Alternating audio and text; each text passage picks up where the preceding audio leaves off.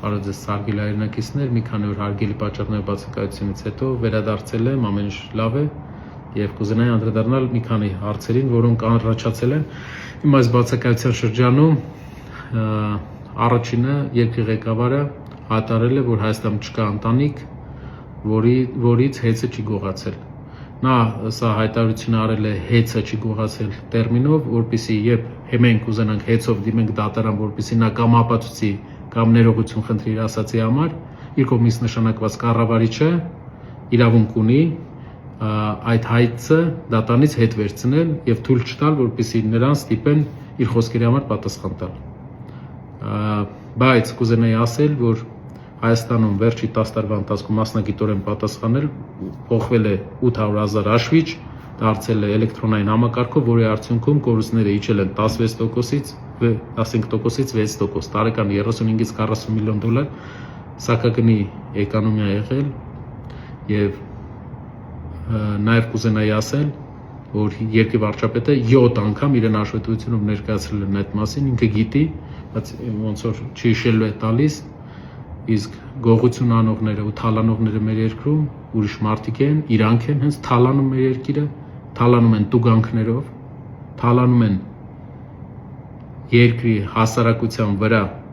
դրված անտրամաբանական տույժերով,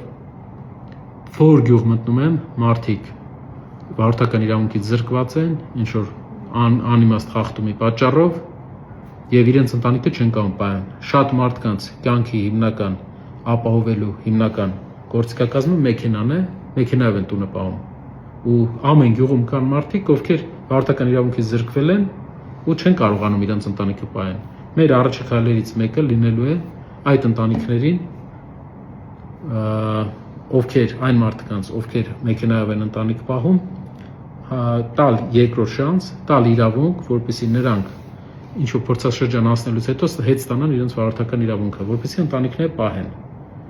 Իսկ այդ տույժերը, որ վճարվում են, տույժերը պետք է կարողանանք տրամաբանության դաշտ բերենք միջին հայկական աշխատավարձի տրամաբանության չափ, որպեսզի շատ թանկ չնստի մարդկանց վրա։ Իսկ ուր են գնում տույժերն ու տուգանքները, գնում են պետական բյուջե, իսկ ոնց է ծախսում պետական բյուջեն։ Օրինակ այդ մարդը, ով